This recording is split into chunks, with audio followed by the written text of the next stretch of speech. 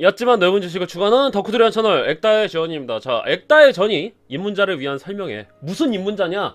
공룡 입문자입니다. 사실 저는 쥐라기 공원 전문가지 공룡 전문가는 아닙니다. 많은 분들이 이제 쥐라기 공원을 좋아하면은 공룡을 좋아한다고 생각을 하시는데 엄밀히 말해서 조금 달라요.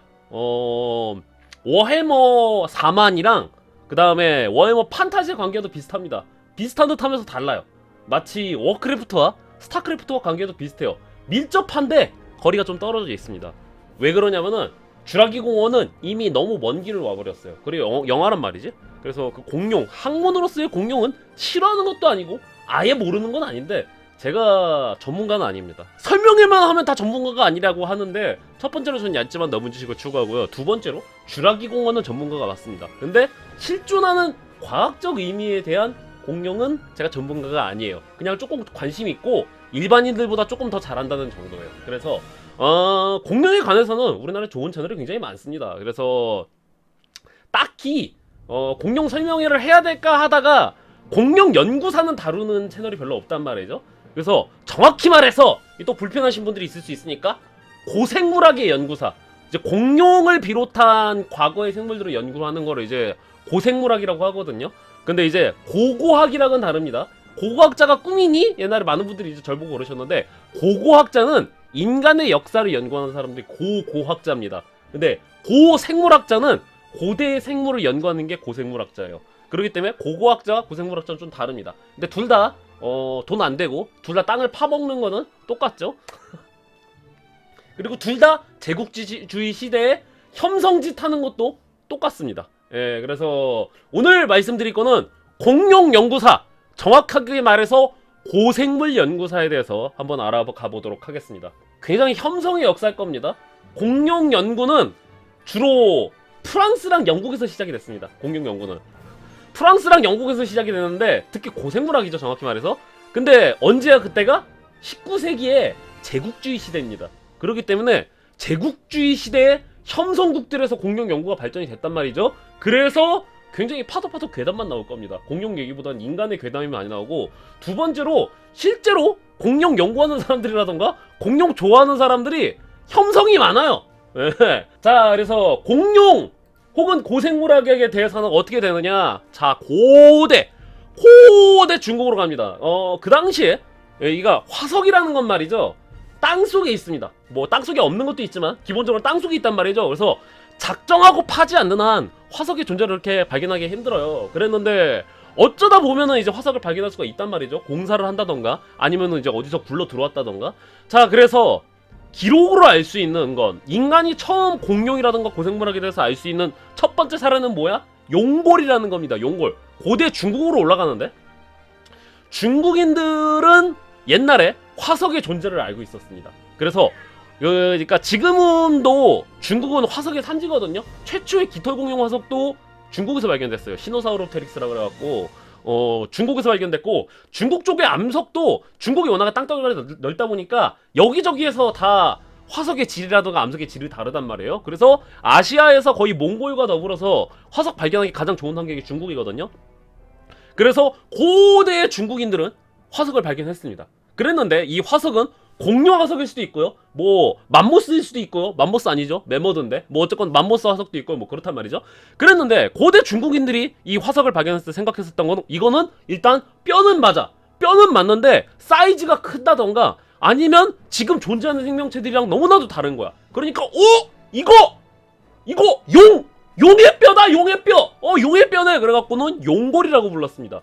그래갖고 굉장히 귀한 약재로 명명이 돼갖고 황제라던가 귀족이라던가 부자들만 접할 수가 있었어요. 그래서 용골이라 그래갖고 화석을 갈아갖고는 약에다가 첨가를 해갖고 달여갖고 먹었단 말이야. 그랬는데 뭐 이거 화석에 대해서는 뭐 나중에 제가 설명하게 될지 모르겠지만 이거 말이 화석이지 메머드 정도면 모르겠어요. 메머드가 1만 년 전에 멸종했거든요. 메머드 정도면 모르겠는데 그 공룡 있죠, 공룡은 6,500만 년 전에 멸종했단 말이에요. 그리고 DNA의 반감기가 제가 알기로 한 500년인가 600년일 겁니다. 그렇기 때문에 뼈가 아니라 사실상 암석이에요. 그러니까 미네랄 음료 마신 거예요. 미네랄 음료.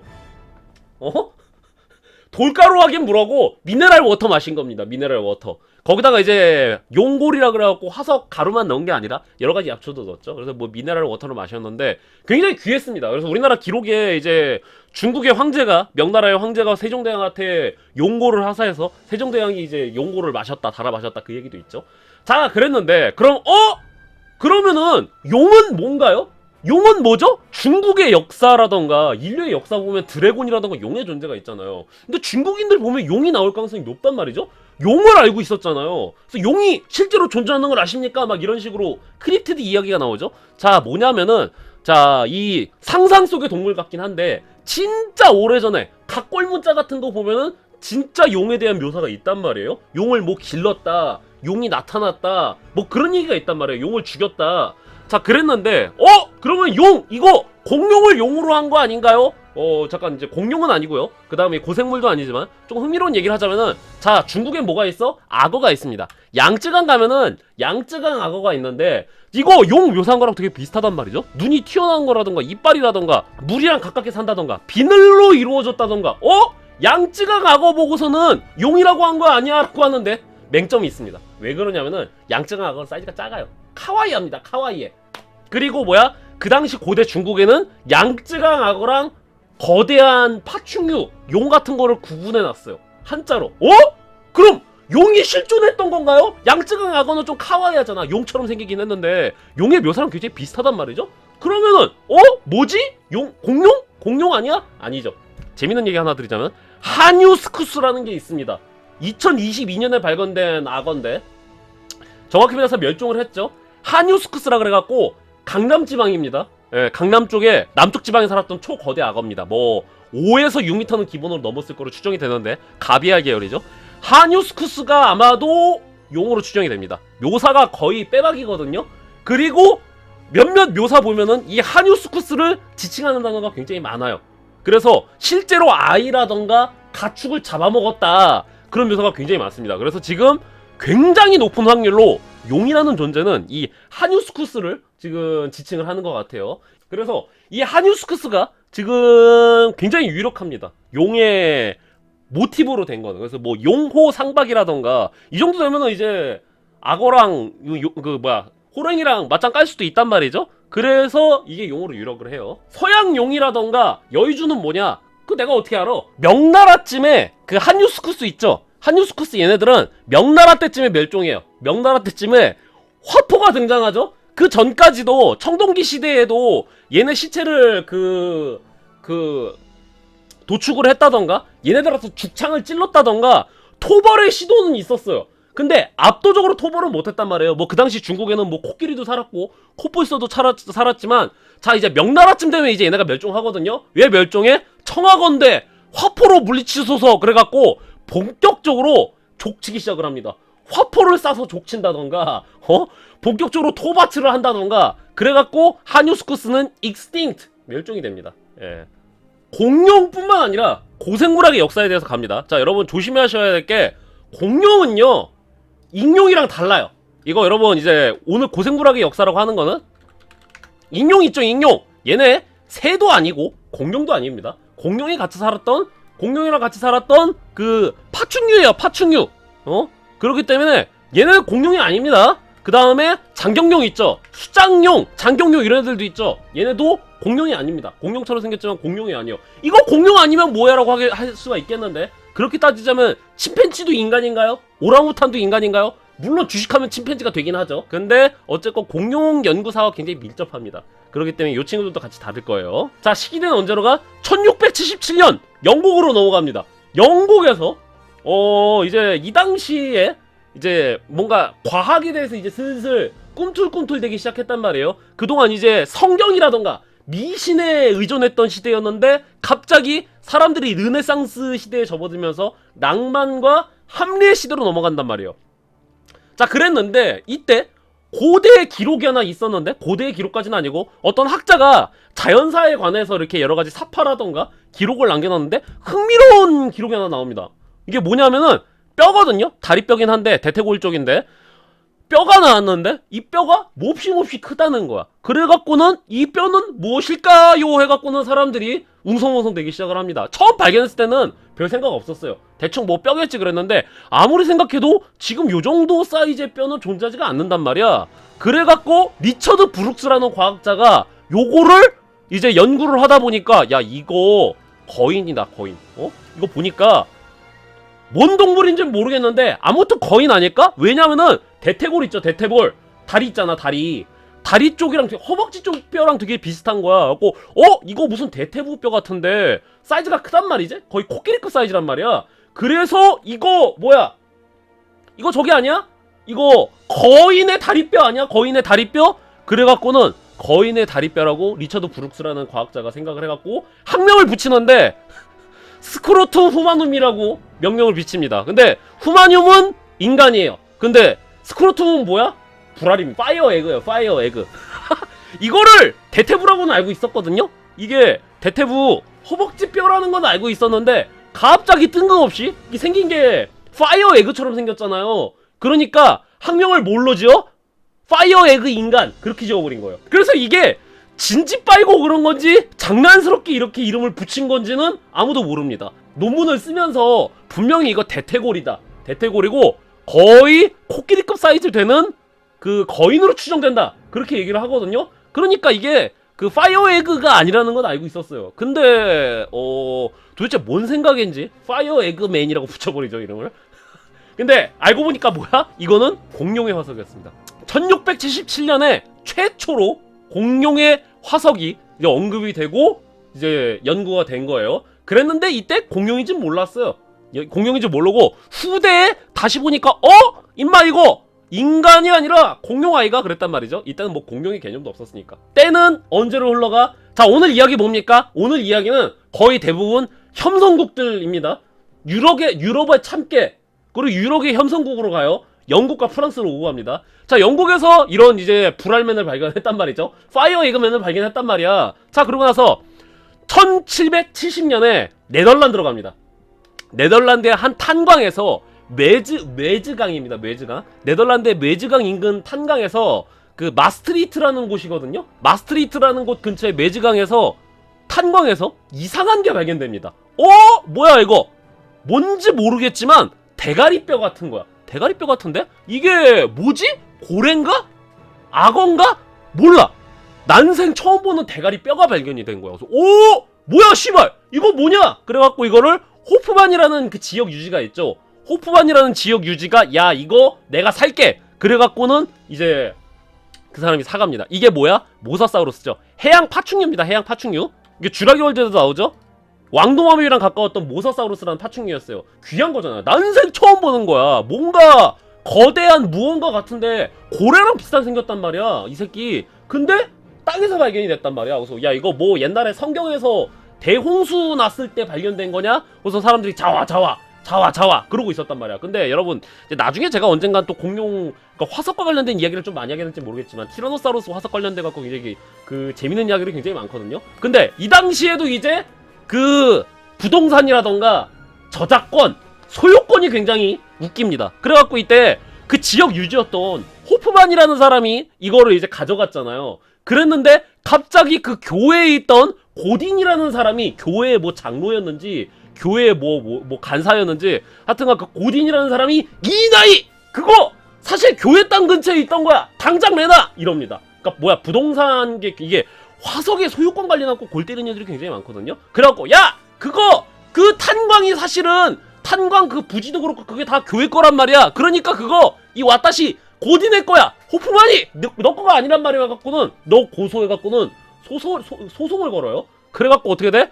호프만이가 그 고딘에게 모사사우루스의 이 두개골 화석을 뺏깁니다. 근데 이 당시에는 뭐야? 그냥 신비로운 썸띵 인비지블한 무언가라고 생각을 했어요. 대충 뭐 고대 홍수 때 죽었던 무언가 아니야? 그런 생각을 했단 말이에요. 그냥 수집품으로 생각을 했어요. 왜 그러냐면 이제 이때 당시부터 슬슬 대항해 시대가 시작이 되면서 이제 뭐 아프리카라던가 아시아 쪽에서 신비로운 동물들이라던가 신비로운 무언가 뭐 수집품들이 오면은 부자들 취미 뭐야? 그거 이렇게 하는 게 취미였어. 예나 지금이나 똑같죠. 저는 부자가 아닙니다만 예나 지금이나 뭔가 신비로운 거라든가 그런 것들 이렇게 집에다가 전시해 놓는 게 예나 지금이나 똑같았단 말이야. 근데 지금은 부자가 아니어도 하죠.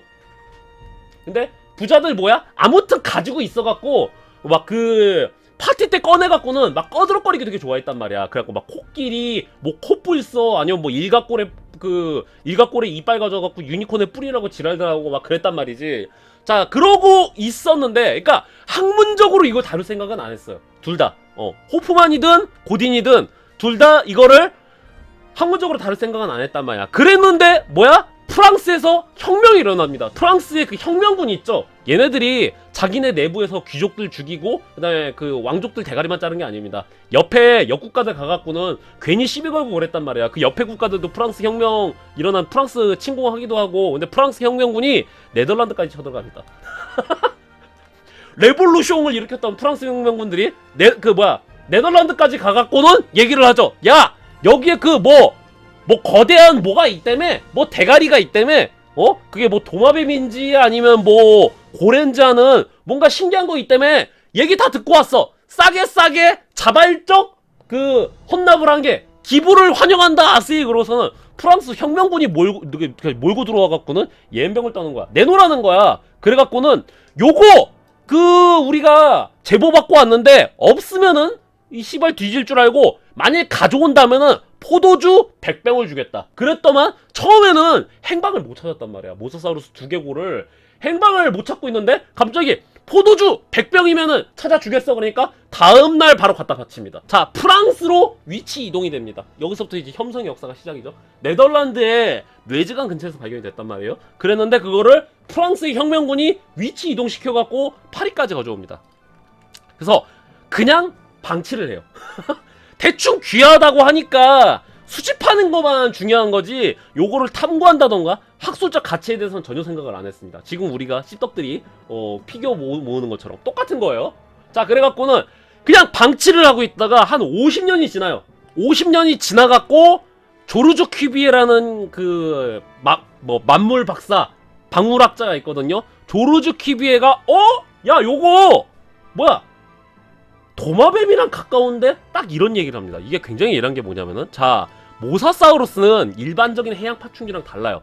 일반적인 해양 파충류 있죠. 뭐 엘라스모사우루스, 플리오사우루스, 리오플레우로돈, 요런 해양 파충류들은 장경용, 수장용이라고 불리죠. 얘네들은 전혀 다른 분류군입니다. 플리오사우루스 계열이에요. 근데 존나 웃기는 게 모사사우루스는 뭐야? 모사사우루스는 얘네랑 관련이 없어요. 뭐야, 씨발 똑같이 생겼는데 왜? 그랬더만 자, 여러분 주의하셔야 됩니다. 우리가 침팬지랑 똑같진 않죠? 그런 것처럼 유전적으로 밀접하게 나온 침팬지랑 비슷하게 생겼지만 우리가 침팬지는 아니잖아. 물론 주식을 하면 침팬지가 되지만 뭐 어쨌건 그래서 모사사우루스는 왕도마뱀이랑 가까워요. 뭐 코모도 도마뱀, 모니터 도마뱀이 있죠. 얘네들이랑 가깝습니다. 그래서 오히려 또 바다에는 사는데 또 수장용이랑은 또 다른 애란 말이야. 근데 이거 화석을 좀 보다 보니까 이제 제국주의 시대니까 이제 뭐 아프리카라던가 동남아시아에서 왕도마뱀의 표본도 막 받게 된단 말이지. 그러니까 이 왕도마뱀이랑 해부학적 특징이 똑같은 거야. 이거 얘기하면 지루하기 현학적이거든요. 왜냐면 뭐 입천장 쪽에 이빨 있고 막 그런데 그거 집어치우고 아무튼 비슷한 거야. 그러니까 고대에 살았던 왕도마뱀 아니야? 그래갖고 그 뇌지강 근처에서 발견했으니까 모사사우루스, 뇌지강의 도마뱀. 그래갖고는 모사 사우루스 도마뱀을 갖고 모사사우루스라고 이름이 붙여집니다.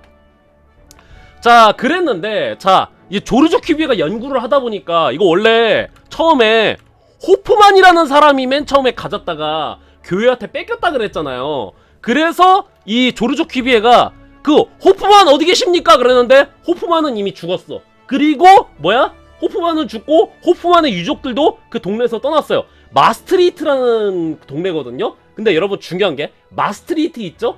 공룡 시대는 뭐 쥐라기, 백악기, 트라이아스기 있잖아요. 근데 백악기도 막 여러 가지로 나눠져요. 근데 백악기의 마지막 티라노사우루스가 살았던 그 시대, 그때를 마스트리트절이라고 불러요. 그래서 이때가 이 마스트리트 여기서 온 건데, 어쨌거나 그 마스트리트 시에 그 호프만의 가족들을 찾아보니까 호프만의 가족들이 이제 없는 거야. 호프만도 죽고. 그래갖고는 호프만 기억할게. 그래갖고는 이름을 어떻게 붙여? 모사사우루스 호프만이라고 붙입니다. 모사사우루스는 성명이에요. 그리고 호프만이 이게 종명입니다. 호모 사피엔스, 호모 에렉투스 그렇게 불리잖아요. 그런 것처럼 모사사우루스 호프만이 기억할게. 그래서 모사사우루스 호프만이라고 명명이 되는데 이거는 한 1820년대입니다. 모사사우루스가 처음 발견되고 프랑스군이 긴바이한 건 1794년이에요. 근데 모사사우루스를 본격적으로 연구를 하고 이름을 명명한 거는 1800년대 초반입니다. 그러니까 나중에 일이에요. 먼 나중에 이야기입니다. 자, 그래서 이야기는 언제로 가? 다시 1700년에서 1800년대로 넘어갑니다. 다시 혐성국 영국으로 넘어갑니다. 이게 굉장히 중요한 이야기인데, 왜 그러냐면 이제 고생물 연구사에서도 굉장히 중요한 일이고, 그 다음에 영국의 혐성을 여기서 볼 수도 있고, 그 다음에 페미니즘 쪽으로 아주 중요합니다. 또 페미니즘 하면은 막 페미니즘 꺼져, 페미 뭐 꼴페미 막 그럴 텐데 아닙니다. 이때 1900년대 1800년대 1700년대는 여성권이 개판이었어요. 그렇기 때문에 이 당시 페미니즘은 위대한 운동이었어요. 이관호도는 아직 나오지도 않았어. 자, 그래서 메리 애닝이라는 인물이 있었어. 그 인간사가 굉장히 기구한데, 자, 메리 애닝이 처음 태어났을 때 응애였단 말이야. 그랬는데, 자, 메리 애닝을 돌봐주던 유모가 있죠. 유모가 벼락 맞아 죽습니다. 갑자기 돌풍이 몰고 가갖고 유모가 벼락을 맞아갖고 죽었단 말이야. 근데 뭐야? 메리 애닝은 살았습니다. 유모 포함해갖고 한 3명이 죽었거든요. 근데 응애 메리 애닝은 살아났단 말이야. 그래서 뭐야, 뭐 거의 그 영웅의 탄생설화와도 비슷할 정도로 굉장히 비범했죠. 자, 그랬는데 이 메리 애닝이 어렸을 때 아버지와 함께 가난하게 살고 있었단 말이에요. 영국에서 해안가에서 살고 있었는데, 아버지랑 어린 메리 애닝이 자주 했던 거 뭐였어? 해안가에 절벽 가면은 바위가 있는데, 바위를 뒤지다 보면 굉장히 신기하게 생긴 조개라던가 무슨 악어의 이빨 같은 게 간간히 발견이 됐단 말이야. 그래갖고 어린 메리 애닝이랑 아버지랑 같이 절벽을 하하호호 가면서 이런 거 저런 거 막 뒤져보는 게 취미였어요. 자, 그랬는데 메리 애닝이 한 5살 때쯤이었나? 그때 아버지가 절벽에서 굴러떨어져서 죽습니다. 이거 절벽 이따 보여드렸으면 알겠지만 절벽이 이렇거든요. 절벽 경사가 이렇단 말이야. 근데 아버지가 메리 애닝이 5살 때 여기 싸돌아댕기다가 굴러떨어져서 죽어버려요. 그래갖고 메리 애닝한테는 나이가 많은 오빠가 있었고요. 그 다음에 어머니가 있었고요. 메리 애닝이 있었어요. 그랬는데 어머니가 이제 아이들을 먹여 살리는데 굉장히 궁핍하게 살았단 말이야. 자, 그랬는데 여기가 절벽이라던가 그런 거 보면 되게 예쁘잖아요.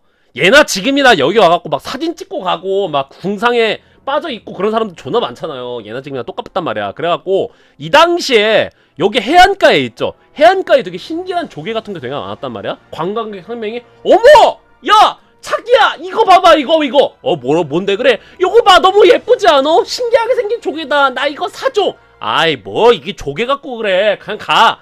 오빠! 나 이거 사줘! 기념품으로 사달란 말이야. 아이, 얼마요? 뭐 한 10만원이면 돼요? 하고서는 메리 애닝한테 10만원을 주고 이 조개를 사갑니다. 근데 메리 애닝은 이때 충격 쇼크를 받죠. 왜냐면은 이 당시 그때 이 신기하게 생긴 조개를 팔았던 비용이 얼마야? 처음 조개를 팔았을 때 관광객이 그 준 돈이 있잖아요. 메리 애닝의 일가가 열흘을 밥 걱정 안 해도 살아도 될 정도의 금액이었습니다. 메리 애닝이 이때부터 오빠랑 같이 해안가를 다니면서 이 신비한 조개를 팔기 시작합니다. 근데 이게 뭐였어? 암모나이트였습니다. 예, 이 암모나이트의 화석이었는데 이 당시에 암모나이트 생겼던 게 없단 말이야. 그래갖고는 이 암모나이트 화석 같은 걸 팔면서 메리 애닝이 이제 근근히 먹고 삽니다. 자, 근데 이게 왜 그러냐면 이 당시 영국이라든가 유럽은 특히 쥐라기 시대, 공룡 시대는 트라이아스기, 쥐라기 그리고 백악기가 있는데 쥐라기쯤에 쥐라기쯤에 유럽이라든가 영국은 저기였어요. 그 군도로 돼 있었어요. 작은 섬들이 얕은 연해로 돼 있었단 말이에요. 그래갖고는 이 암모나이트 화석이 존나 많았단 말이야. 그래갖고 이때 뭐 이빨 화석이라던가 그 다음에 암모나이트 화석을 팔면서 메리 애닝이 이제 그냥 화석 장사를 하기 시작을 합니다. 그러니까 사업적인 감각이 굉장히 뛰어났죠. 관광객들이 별것도 아닌 돌조각에 널리고 널린 게 이제 암모나이트 화석이란 말이야. 그거에 돈을 겁나 많이 쓰는 거니까 이거 괜찮은 사업 아이템이다. 그래서는 메리 애닝이 이때부터 화석 장사를 하기 시작합니다. 그래서 관광객들한테 팔고 있었는데, 자, 그때 메리 애닝이랑 오빠가 같이 돌아다니는데, 자, 이때 메리 애닝 나이가 몇 살인 줄 아십니까? 12살이에요. 자, 그랬는데 메리 애닝의 오빠가 어떤 화석을 발견하게 되는데, 이때부터가 이제 메리 애닝 인생이 이제 본격적으로 꽃을 피기 시작을 하죠. 이크티오사우루스라 그래갖고 어룡의 화석을 발견하는데 대가리 화석을 발견해요. 근데 지금까지 발견했던 이빨 쪼가리라던가 아니면은 조개 쪼가리랑은 완전히 차원이 다른 거야. 심지어 난생 처음 본 거야. 그래갖고는 오빠가 이걸 발견하니까 메리 애닝이 오빠 이거 괜찮은 사업 아이템인데 라고 했는데 이때 메리애닝은 오빠는 뭐야? 메리애닝 오빠는 여기에 대해서 별 관심 안 가졌어요. 오빠는 취준생이었어요. 취준생. 메리애닝 오빠는 취준생이었단 말이야. 그래갖고는 몰라 그 오빠는 취업하느라 바쁘니까 니 알아서 해 그럽니다. 고 메리애닝이 이때 오! 이거 스바이 대박이다. 찾아만 다오! 돈도!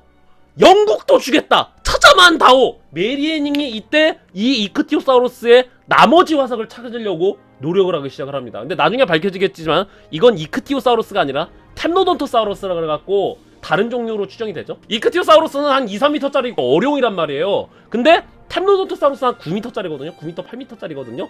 그러니까 훨씬 더 큰 건데 뭐 어쨌건 자세한 거는 이제 지루하게 현학적이니까. 그래갖고 메리애닝이 이때 어떻게 해? 알바생들 고용하고 그 다음에 공부라던가 다른 거 다 내팽개치고 이크티오사우루스의 나머지 표본을 찾기 위해서 이제 혈안이 됩니다. 그 사업 아이템 잘 찾았죠. 그래갖고는 이크티오사우루스의 완전한 골격을 찾아냅니다.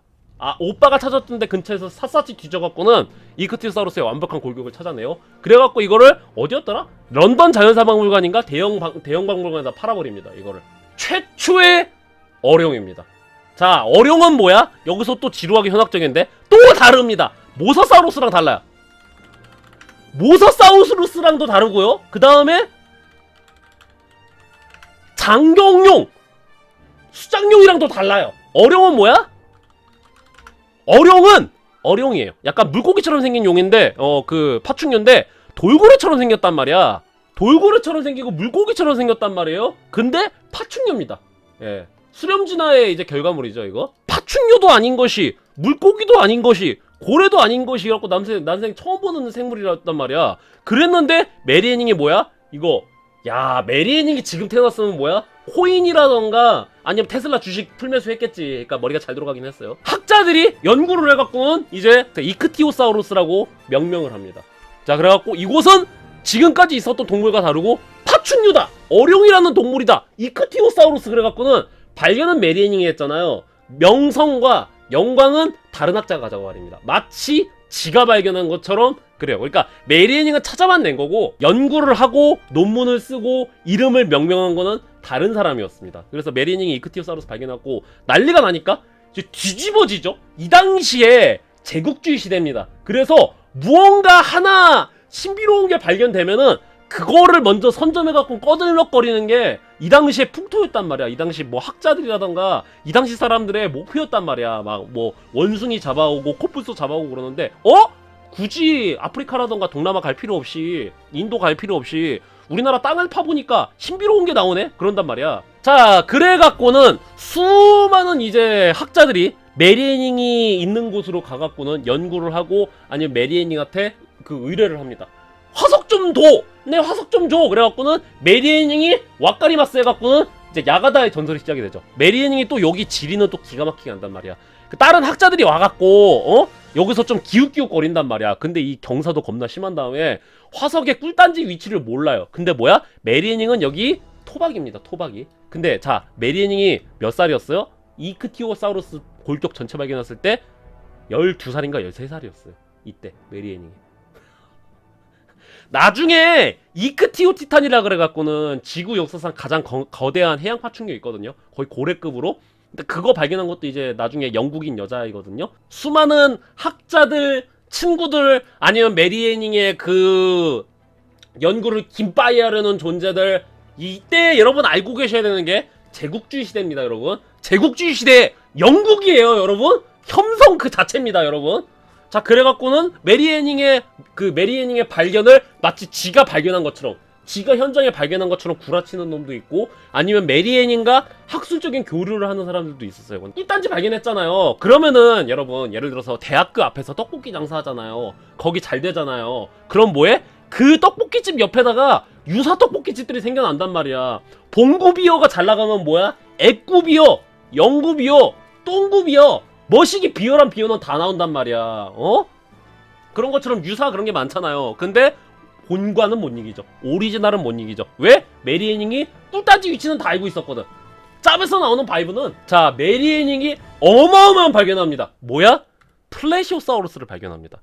이 이전까지 해양 파충류, 옛날 옛적에 바다에 살던 파충류에 쪼가리 화석은 발견됐단 말이야. 뭐 이거 파충류인 것 같긴 한데, 옛날에 생긴 것 같긴 한데, 이런 쪼가리 화석은 발견했는데 뭐야? 야, 메리 해닝이 플래시오사우루스의 전체 화석을 발견합니다. 여러분 이거 2에서 3m짜리 해양 파충류거든요. 플래시오사우루스는. 메리 해닝이 이걸 발견합니다. 대단하지 않습니까? 야, 풀버전을 발견해요. 그래갖고 요걸 또 다른 학자한테 팝니다. 메리 해닝이. 그러면 이제 생각을 하겠죠. 야, 메리 해닝 저거 아유 저거 자기가 논문도 쓰고 그래야지 머리가 안 돌아가는구만이라고 할 수가 있겠는데, 이 당시 메리 해닝은 플래시오사우루스 발견했을 때쯤에 굉장히 해박한 사람이었습니다. 짬에서 나오는 바이브랑 그 다음에 학자들이랑도 교류를 했단 말이에요. 그래서 지식이 엄청 해박했어요. 자기 스스로도 공부를 엄청 많이 했단 말이에요. 근데 뭐야? 이 당시 여자라는 이유로 학회에서 안 받아줍니다. 학회 회원으로 인정해달라, 나도 학회에 넣어달라, 나도 논문 쓰고 싶다 그러는데 다 빠꾸맥입니다. 첫 번째로 여자고, 두 번째로 그 당시 과학자들은 메리 해닝이 운 좋아갖고는 화석 몇 개 발견한 그냥 기집애 정도로 생각을 했어요. 야, 진짜 중요한 건 뭐야? 이거를 연구하고 그 다음에 이름을 명명하는 게 바로 남자들의 몫이란 말이야. 그래서는 메리 해닝은 그냥 운 좋아갖고는 어쩌다가 보니까 암모나이트 발견하고, 어쩌다 보니까 이크티오사우루스 발견하고, 운 좋은 애라고 생각을 했단 말이야. 근데 그래? 그래갖고 메리 해닝이 그래갖고 진짜 잘하는 게 뭔지 보여줘? 내가 보여주겠다, 모두에게 증명하겠다, 그래갖고 플래시오사우루스를 딱 발견해버린 거야. 그러니까 모두가 인정합니다. 얘가 운이 좋은 애가 아니다, 멍청한 애가 아니다, 얘 진짜 대박이다, 미친 새끼다, 가로치기 칭찬, 그랬단 말이야. 그런데도 메리 해닝한테 이 악물고 학위를 안 줍니다. 크게 몇 가지 이유가 있었는데, 첫 번째로는 성차별적인 이유가 있었죠. 두 번째로는 뭐야? 두 번째로는 메리 해닝이 화석 셔틀을 해주길 바랬어요. 이들은 성경에 따르면은 이때부터 본격적으로 이제 성경이 본격적으로 부정이 당하기 시작하죠. 지구가 태양 주위를 회전한다라던가, 뭐야? 성경은 틀렸다, 고대 인간들의 시대 이전에 파충류의 시대가 있었다, 어쩌면 창조론이 틀렸을지도, 약간 그런 식으로 흘러간단 말이에요. 메리 해닝은 본인은 학회 일원으로 이제 인정해달라고 요청을 하지만 계속 빠꾸 먹습니다. 계속 빠꾸 먹다가 인생 말년에 메리 해닝이 이제 50 몇 살인가 40 몇 살에 죽거든요. 평생 독신으로 살았습니다. 그래서 암모나이트라는 영화 있거든요. 근데 암모나이트라는 이제 독립영화 보면은 메리 해닝이 이제 레즈비언이라 그래갖고는 질펀한 야스신도 나오긴 하지만 어쨌건 레즈비언이었다는 썰이 있는데, 메리 해닝이 레즈비언인지 어쩐지 몰라요. 어쨌건 평생 독신으로 살다 죽었는데, 메리 해닝 인생 말년에 이제 화석의 발견도 이제 안 나와요. 다 이제 봤던 거야. 메리 해닝이 그 이후로 발견한 것들은 플래시오사우루스, 이크티오사우루스 다 발견했던 거고, 암모나이트 쪼가리인 거야. 그러니까 대중의 관심이 또 시들시들해집니다. 거기다가 이제 메리 해닝의 인생이 굉장히 비극적인데, 어머니도 돌아가셔요. 어머니도 돌아가시고 유방암에 걸려요. 유방암에 걸려갖고 시한부 인생을 삽니다. 그리고 화석도 옛날처럼 잘 안 팔린단 말이야. 그래갖고 인생이 좀 말년에 고달파집니다. 근데 그동안 진짜 개씨 먹가죠. 그러니까 이 당시 페미니즘은 정상이에요. 이 당시 페미니즘은 여성 우월주의가 아니라 진짜 여성 인권 운동이었단 말이야. 그래서 이 메리 해닝이 페미니즘을 상징하는 인물 중에 하나인데, 그동안 메리 해닝이 여러가지 업적을 다 김빠이 당하고 인정을 못 받았지만, 그래도 진심으로 메리 해닝을 존경하고 메리 해닝과 학술적으로 교류를 한 사람들이 굉장히 많았단 말이에요. 그래서 말년에 메리 해닝의 이런 인생을 이런 소식을 듣고서는 지인으로 있었던 과학자들이 모금 운동이랑 서명 운동을 합니다. 메리 해닝이 인생이 진짜 마지막에 인생이 고달파졌다, 여러분 우리 고생물학을 위해서 발전을 해준 메리 해닝을 위해서 모두들 기부해주세요 해갖고 기부도 받고, 그런 다음에 영국 정부에다가, 영국 왕실에다가 건의를 올려갖고 약간 명예 그 학자 비슷한 걸로 받습니다. 학자로 인정을 못 받아요. 끝끝내 학자로 인정을 못 받는데, 그동안의 이제 발견에 대한 공로를 인정받아갖고 연금을 받을 수 있게 영국 왕실에서 그렇게 해줍니다. 그래갖고 인생 말년에는 뭐 어머니도 돌아가시고 암투병도 있고 발견도 새롭지가 않아갖고는 좀 약간 적적했지만, 그래도 메리 해닝은 그래도 연금도 받고 어느 정도 좀 인정받아갖고는 사망합니다. 참 파란만장하죠. 예. 자, 파란만장하는데, 야, 지금 거의 30분 넘게 떠들었는데, 야, 혐성이 너무 많아요 액따님 하는데 아직 혐성은 시작도 안 했습니다. 자, 이제 메리 해닝의 인생은 이렇게 끝나던데, 자, 메리 애닝의 의의는 뭐야? 인간 이전에 파충류들이 살았다. 이게 메리 애닝이 그러니까 독일에서 이 당시에 조르노펠 쪽에서 독일 쪽에서 인용 화석이 발견이 됐는데 그 이후에 또 메리 애닝이 영국에서 또 인용 화석을 또 발견해요. 메리 애닝이 플레이시오사우루스 발견한 다음에. 그래갖고는 메리 애닝의 업적이 대단한 게 공룡 연구가 독일 쪽은 좀 약간 그렇고 프랑스랑 영국 위주로 흘러가거든요. 근데 영국인들한테 좀 많은 그 지식을 전수를 해주죠. 그래서 인간의 시대 이전에 하늘과 바다를 지배하던 파충류의 시대가 있었다라 그래갖고는 이제 인식이 트이게 되는데 한 가지 문제가 있었죠. 뭐야? 메리 애닝이 발견했던 건 뭐죠? 그리고 이전에 모사사우루스도 그렇고 전부 다 바다랑 하늘에 있던 파충류들이었어. 육상에 있던 파충류는 아직 발견도 안 됐단 말이에요. 그래서 자, 제가 공룡 연구 설명이라고 그랬는데 넓게 보면 고생물 연구 설명이라고 그랬죠. 왜? 아직 공룡은 시작도 안 했거든. 자, 그래서 메리 애닝 덕분에 고생물학이라는 장르가 점점 이제 스물스물 올라가기 시작하는데, 자, 배경은 어디로 가? 유럽의 참깨 프랑스로 넘어갑니다. 또 다른 혐성국으로 넘어가요. 자, 프랑스에 조르주 큐비에라는 사람이 있었습니다. 이 사람이 현대 고생물학의 아버지입니다.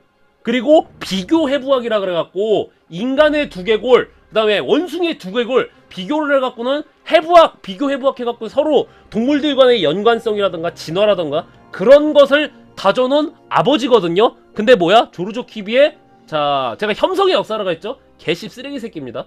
우생학자예요. 제국주의 시대 유럽 놈이에요.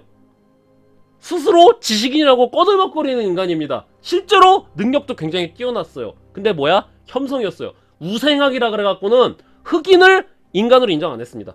흑인을 아인종으로 분류를 했습니다. 그래서 나중에 해부를 통해서 마지못해 흑인도 인간이라고 아인종이라고 인정을 했어요. 그 전에 이 인간은 뭐야? 흑인은 인간이 아니라 그랬어요. 예, 백인의 의무 떠들던 인간입니다. 근데 프랑스에서 가장 위대한 과학자 중에 한 명이죠.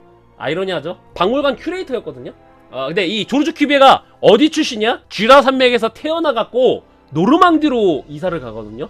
쥐라 산맥 어서 많이 들어보지 않았습니까? 쥐라기 맞습니다. 그 쥐라기의 그 쥐라예요.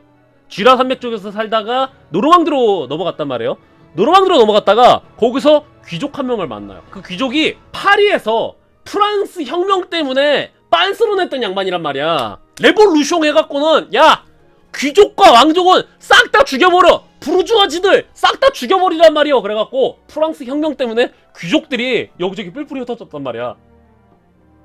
그래갖고 이름을 김춘식, 그래갖고는 어디 시골 내려가갖고는 시골 교사를 하고 있었단 말이야. 그런데 조르주 퀴비에는 그 시골 노르망디의 그 또 다른 교사 중에 한 명이었거든요. 그랬는데 어디 김춘식이라는 사람이 왔단 말이야. 김춘식이라는 사람이 갑자기 나타나더만 막 강의를 해주는데, 나 이거 어디서 많이 봤어. 뭐야? 프랑스 파리에 보르봉 액다라는 녀석이 쓴 책이랑 똑같은 거야, 내용이. 야, 이거 보르봉 액다의 내용이랑 똑같은데? 이 새끼 설마 김춘식이 아니라 보르봉 액다 아니야? 그래갖고는 조르조 퀴비에가 편지를 씁니다. 나는 당신이 보르봉 액다라는 걸 알고 있다. 딱 보내니까 히 깜짝 놀라죠. 오케이, 알았지? 책 내용이 당신의 책과 똑같다. 하지만 걱정하지 마시게. 당신이 보르봉 액다라는 거는 떠벌리고 다니지 않겠네. 하오 그래갖고는 조르조 퀴비에가 그랬단 말이야. 근데 굉장히 머리가 잘 돌아가는 양반이었습니다. 그 프랑스 혁명이 끝나갖고는 그 보르봉 액다가 저기로 갔는데, 파리로 돌아갔는데 조르주 퀴비에를 기억을 해요. 그래갖고 야, 내가 노르망디의 촉구석을 갔는데 미친 새끼가 있더라. 머리가 빠릿빠릿하게 돌아가는 미친놈이 있더라. 가로치고 칭찬. 그래갖고는 조르주 퀴비에를 프랑스로 초청을 합니다. 프랑스로 초청을 해갖고는 박물관이 있죠. 그 뭐 골격 포본이 많은 박물관에 이 조르주 퀴비에를 초청을 해갖고는 이제 거기 관리자로 임명을 합니다. 낙하산으로 임명을 하는데, 낙하산이라고 하기에는 굉장히 뛰어난 인간이었습니다. 그래서 비교해부학이 굉장히 중요하거든요, 여러분. 공룡을 연구할 때 비교해부학이라 그래갖고는 골격의 서로 중간에 이형적인 특성을 딱 그 비교를 하는 것이 굉장히 중요하단 말이야. 근데 이 사람이 그 비교해부학의 그 기반을 다져놨고, 그 다음에 마스토돈이라던가 메모드라고 해갖고 고대 코끼리들이 있단 말이야. 그 고대 코끼리들 연구를 하면서 얘네 고대에 살다가 멸종을 한 생물인 걸로 추정이 된다고 합니다. 그러니까 이 당시에 멸종이란 개념이 없었단 말이에요. 대충 옛날에 살았던가 아니면 뭐 그 성경에 나오는 대홍수 때문에 노아가 미처 태우지 못한 녀석들이라고 생각을 했단 말이야. 그래서 뭐 매머드라던가 뭐 마스토돈 이런 애들도 뭐 어딘가에는 존재하지 않을까? 아니면은 그 대홍수 때문에 죽지 않았을까? 그런 생각을 했단 말이야. 근데 조르주 키비에가 이때 얘기를 하죠. 이거 멸종된 생물이다. 한참 오래전 생물이다. 그 얘기를 합니다. 그래갖고 고생물학의 기초를 다져놓습니다. 조르주 키비에가. 굉장히 능력도 좋았던 사람이었어요. 근데 뭐야? 개 혐성이었어요. 예, 진짜 우생학자에다가 전형적인 제국주의 백인 그 표본입니다. 그래서 고생물학의 역사는 부끄러움으로 점철이 되어 있거든요. 그 일빠따가 조르주 키비에입니다. 에? 뭐야? 메리닝 사례가 일빠따가 아니었어요. 이 이후로 더욱더 심각한 혐성들이 나오기 시작합니다. 고생물학의 개념을 이제 막 다져놓고 있어갖고 유럽에서 알아주는 톱스타로 등극을 합니다. 그래갖고 조르주 키비에가 이때 모사사우루스의 골격을 이때 발견한 거야. 모사사우루스 두개골이 그때 방치가 됐다 그랬잖아요. 한동안 대충 신기한 수집품 1 그렇게 생각을 했지 깊게는 생각을 안 했단 말이야. 그랬는데 이때 조르주 키비에가 그 박물관의 관리인으로 있으면서 그때 본격적으로 연구를 해갖고는 이게 보아하니 고래도 아니야. 이거는 왕도마뱀과 유사해 해갖고는 모사사우루스가 저기 왕도마뱀과 유사한 고대 파충류, 해양 파충류라는 걸 알아냅니다. 그러니까 능력은 있었던 새끼였는데 인성이 혐성이었죠. 영국으로 넘어갑니다. 자, 이 당시 영국은 이제 산업혁명이 한창 일어나고 있기 때문에 뭐가 들어가? 석탄이라던가 그 다음에 뭐 석회, 그 다음에 철강 그런 것 때문에 이제 본격적으로 땅을 파기 시작을 한단 말이야. 그 다음에 건물 지을 때도 예전보다 더 깊게 땅을 파기 시작을 한단 말이야. 그러니까 연고에서 채석장에서 이상한 표본이 발견됩니다. 이게 턱뼈 같은데 한 번도 본 적 없는 턱뼈란 말이야. 그리고 크기도 이만해. 그래갖고는 이거 뭐 악어 비슷한 건가? 그래갖고는 이 당시에 유명했던 어떤 학자가 요거를 개또합니다. 근데 학술적인 가치는 별로 생각을 안 해갖고는 연구를 안 하고 있었어요.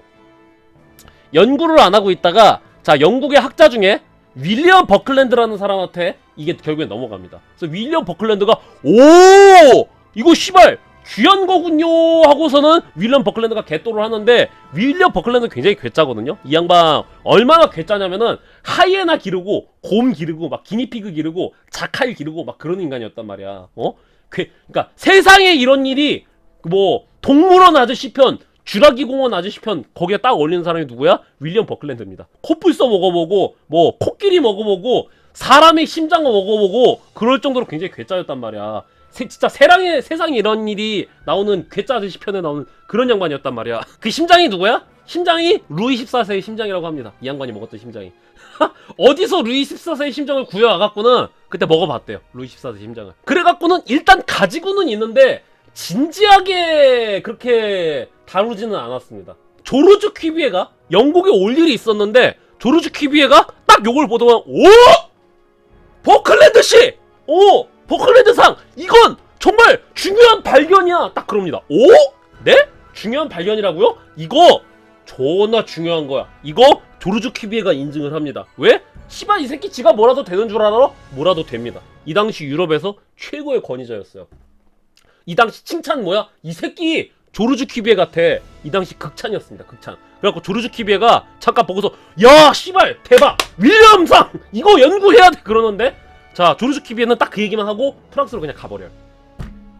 프랑스로 그냥 가버리고 자 윌리엄 버클랜드는 이거 귀하군요 그러는데 이 양반 뭐야? 할 게 존나 많아요. 대학 가서 강의도 해야 되고 하이에나도 길러야 되고 악어 박제도 만들어야 되고 그 다음에 루이 14세의 심장도 먹어봐야 되고 루이 씨는 이런 맛이구나. 할 것도 없으니까 본격적으로 한번 연구를 해볼까 하는데 이거 파충류로 추정이 된다. 그리고 이빨이 이렇게 나 있거든요. 이빨이 이렇게 나 있는 거 보니까 악어랑 되게 비슷한데 이거? 왜 조르주 키비에 이때 뭐 악어 박제 만들고 막 그래갖고 자 이때 드디어 이게 메갈로사우루스라고 이름을 붙입니다. 메가 거대한 사우루스 대충 메가 도마뱀 존나 큰 도마뱀 해갖고는 이름을 붙입니다. 메갈로사우루스 그랬는데 이 당시에 공룡이라는 개념 전혀 없었단 말이에요. 지금 메갈로사우루스는 이렇게 생겼을 거로 추정을 하거든요. 근데 이 당시에 크기가 뭐 코뿔소나 코끼리만 하단 말이야. 근데 당연히 네 발로 돌아다니지 않을까? 당연히 네 발로 돌아다니지 않을까? 그래갖고 그 당시 윌리엄 버클랜드는 메갈로사우루스 이렇게 복원합니다. 거대한 도마뱀이 있습니다. 그것은 바로 메갈로사우루스. 근데 이 당시 윌리엄 버클랜드는 존나 유명한 학자였단 말이에요. 인기가 많았어요. 윌리엄 버클랜드가 메갈로사우루스를 본격적으로 명명한 거는 1824년입니다. 그런데 1825년에 또 다른 공룡이 명명이 됩니다. 그 공룡은 뭐야? 이구아노돈인데? 기디언 멘텔이라는 양반이 있었어요. 이 당시에는 그 뭐야 문어발 직종이 되게 많아요. 막 고생물학자이기도 하면서 수학자이기도 하면서 시인이기도 하면서 막 그렇단 말이야. 이과와 문과가 짬뽕이 돼 있단 말이야. 이과와 문과가 짬뽕이 돼 있단 말이야. 근데 이 기디언 멘탈 뭐야? 산부인과 의사, 치과 의사, 척척 박사 막 그렇단 말이야. 그랬는데 그냥 동네 의사였습니다. 동네 의사. 근데 기디언 멘텔이 이 옛날에는 기디언 멘텔의 아내가 채석장에서 죽었다고 언급이 됐는데 정황상 사왔을 걸로 추정이 돼요. 이상한 이빨을 발견을 해요. 근데 이거는 이제 채석장에서 기디언 멘텔이랑 와이프가 발견했다는 게 원래는 그동안 정설이었는데 지금은 뭐야? 지금은 어디서 시장에서 사왔다는 게 정설입니다. 이빨을 발견하는데 이게 뭔 이빨인지가 모르겠는 거야. 오? 크기도 좀 크단 말이야? 이거 뭔 이빨이고 해갖고는 여기저기 물어봅니다. 그래갖고 그 당시 떠오르는 스타였던 윌리엄 버클랜드한테 가갖고 물어봐요. 버클랜드 상! 이 이빨이 뭔 것 같아요? 그러니까 버클랜드가 딱 보더만 이걸 내가 어떻게 알아? 하고서 다시 줘버립니다. 그래서 기디언 멘텔이 여기저기 수소문해갖고는 학자들한테 물어본단 말이에요. 그랬는데 또 여기서 혐성국 본능이 나옵니다. 자, 영국이거든요? 이 당시 영국은 노블레스랑 쌍놈은 구분이 돼야 된단 말이야. 근데 기디언 멘텔은 뭐 의사긴 했지만 쌍놈이었어요. 쌍놈. 근데 그 당시 이름 있는 명망 있는 왕립 과학회에 있던 학자들 뭐야? 다 귀족 출신이거나 다 부자거나 그랬단 말이야. 근데 기디언 멘텔은 부자는 아니었어요. 그래갖고는 기디언 멘텔이 물어보면 다들 진지하게 받아들여주질 않는 거야. 뭐야? 어? 몰라. 우리 바빠. 뭐 대충 뭐 코뿔소 아니야? 코뿔소? 다들 막 이랬다면 물고기 아니야? 물고기? 내가 이걸 어떻게 알아? 그러고서는 기디언 멘텔을 무시를 했단 말이야. 그래갖고는 나중에 이제 이 화석을 조르주 키위에한테도 보여주거든요. 근데 조르주 키위에는 딱 이거 보더만 뭐 이거 코뿔소 이빨 아니야? 코뿔소 이빨? 뭐 그랬다고 합니다. 별로 다들 신경을 안 썼어요. 자, 그러고 있었는데 자, 기디언 멘텔이 찾다가 어떻게 해? 결국에는 전체 골격을 찾아냅니다. 어느 정도 두개골은 발견 못하고 뿔이랑 다리뼈랑 꼬리뼈를 발견을 해요. 기디언 멘텔은 아내가 있었거든요. 아내가 그림 그리는 사람이었단 말이야. 근데 여기서 또 이제 안타까운 사례가 있는 게, 자, 그래서 이 이구아노돈이라는 공룡이 이제 나오는데 아직 이구아노돈이라고 명칭이 밝혀진 건 아니고 이빨의 주인의 골격을 거의 다 찾아내요. 그래갖고는 이거를 학회에 발표를 합니다. 발표를 하는데, 자, 이때 자, 기디언 멘텔이 그때 박물관을 가는데 박물관에서 새로 들어온 표본이 있다는 거야. 보는데 내가 발견했던 이빨이랑 똑같은 거야. 뭐야? 이구아나 있죠, 이구아나. 어디 따뜻한 곳에서 영국으로 이구아나의 표본이 들어왔는데 기디언 멘텔이 이구아나의 표본을 살펴보니까 이 이빨이랑 똑같은 거야. 이구아나의 이빨이랑 요거의 이빨이랑 똑같은 거야. 이거 거대 이구아나인가 보다. 그래갖고 이름을 이구아노돈이라고 붙입니다. 돈이라고 붙으면 보통 이빨이란 뜻이거든요. 뭐 액다돈 그러면은 액다의 이빨 약간 그런 뜻이란 말이에요. 그래서 이구아노돈, 이구아나의 이빨 그래요. 그래서 보통 포유류가 돈이라는 명칭이 많이 붙습니다. 마스토돈, 하이에노돈 그래갖고 포유류 중에서도 좀 이빨에 좀 특징 있는 애들 있죠. 포유류들이 돈이라고 붙고요. 파충류나 공룡이 사우루스라고 붙어요, 보통. 자, 그래갖고 나머지 표본까지 발견해갖고 아내가 이걸 그려주는데, 자, 이게 문제가 있는 게 뭐냐면은, 자, 기디언 멘텔 있죠. 기디언 멘텔은 너, 나, 그리고 우리입니다. 여보! 나 게임 1시간만 하면 안 돼? 여러분, 여보! 나 플스 좀 사면 안 돼? 플스 그거 얼만데? 60만원. 60만원? 아, 당신은 제정신이 있는 인간이야? 안 돼! 이렇단 말이야. 근데 기디언 멘텔 와이프가 그랬어요. 초반에는 응원했단 말이야. 여보, 당신이 하는 일 응원할게. 그런데 씨발 돈이 안 되는 거야. 이 당시에 학자들은 지들이 나가갖고는 화석을 안 캐와요. 지금은 이제 학자들이 필드에 나가고 화석 캐오잖아요. 근데 이 당시에 혐성국의 학자들은 뭐야? 주로 사옵니다. 아까 메리애닝의 사례처럼 남이 발견한 거 사오는 게 굉장히 많았어요. 인부들이 채석장이라던가 공사장에 있는 인부들이 발견한 거를 돈 주고 사왔단 말이야. 그리고선 지 이름 붙여놓고 그랬단 말이야. 자, 그랬는데 자, 기디언 멘텔도 가서 발굴은 안 했어요. 나중에 가서 발굴하거든요. 근데 어쨌건 사온단 말이야. 근데 씨발 돈도 안 된단 말이지. 그래갖고는 여보 나 이번 화석만 살게. 아우 당신은 제정신이 있는 사람이야 없는 사람이야. 그렇게 되는 거야. 마치 컴퓨터 사는 우리처럼, 플스 사는 우리처럼, 워해머 사는 우리처럼. 이구아노돈이라고 명명하고 이구아노돈을 이제 발표를 하니까 난리가 나죠. 야 씨발 뭐야 기디언 멘탈 미친 새끼. 야 그럽니다. 왜 그러냐면은 자 공룡 연구는 맨 처음에 누가 하고 있었죠? 윌리엄 버클랜드가 하고 있었죠. 근데 나중에 윌리엄 버클랜드는 첫 번째로 메갈로사우루스를 발견하긴 했는데 이 양반은 할 게 많아요. 공룡도 연구해야 되고 동물도 연구해야 되고 고기도 뜯어 먹어야 되고 막 그렇단 말이야. 이 양반 할 게 많아. 그렇기 때문에 별로 중요하지 않았습니다. 그리고 결정적으로 윌리엄 버클랜드가 얼마 안 돼서 죽어요. 메갈로사우루스 발견하고 나서. 자 그리고 나서 기디언 멘텔이 계속해서 화석을 발견하고 이 이구아노돈에 대한 연구 논문을 올리니까 처음에 혐성국 새끼들 어때? 혐성국 새끼들은 무시했단 말이야. 근데 오! 야! 기디언 멘텔 미친 새끼 짝짝. 그래갖고 자 자네는 오늘부로 명예학회 일원이다 라고는 저희 훈장까지 받습니다. 훈장까지 받고 그래갖고는 굉장히 유명한 사람으로 거듭나는데 이때 문제가 있었던 게 뭐냐면 전체 화석을 발견 못했죠. 근데 이런 뿔 같은 게 발견이 됐단 말이야. 그래갖고는 가만히 있어보자. 요게 어디로 들어가는 걸까 하다가 대충 코에 달린 뿔 아니야? 왜냐면 이빨이 이구아나랑 비슷하다 그랬죠. 그래서 이구아노돈으로 붙였잖아요. 근데 이구아나 중에서도 코에 뿔이 달린 종류가 있어요. 그러니까 이거 코뿔 아니야? 그랬는데 이제 나중에 밝혀지지만 이거 앞발이었죠. 앞발이 이구아노돈 보면은 앞발이 이렇단 말이에요. 그래갖고 엄지손톱이 이거 엄지손가락이 이렇게 가시처럼 돼 있단 말이야. 손톱인 거야. 손톱 MG란 말이야. 근데 MG인데 이게 손이 발견이 안 돼갖고는 코에 뿔이 달린 건 줄 알았던 거야. 그래서 이구아노돈 복원을 어떻게 하냐면은 요렇게 합니다. 그 당시에 1824년에 메갈로사우루스 발견되고 그 다음에 1825년에 이구아노돈 발견하니까 야 여러분 공룡이라는 생물이 살았습니다. 그것도 바로 이 위대한 대영 제국의 말이죠. 그래갖고는 이제 자 대영 제국을 빛내는 프로파간다로 사용이 됩니다. 그래갖고 그 당시 공룡의 복원은 이렇게 돼 있었어요. 왜냐면 전체 골격이 발견되지가 않았었으니까. 자 그래갖고 지금 영국에 가다 보면 이제 영국에 그때 수정궁이라는 데가 있거든요. 영국의 그 프로파간다 제국주의 만국박람회를 하느라고 수정궁이라는 게 있는데 그게 나중에 불타갖고 소실이 됐어요.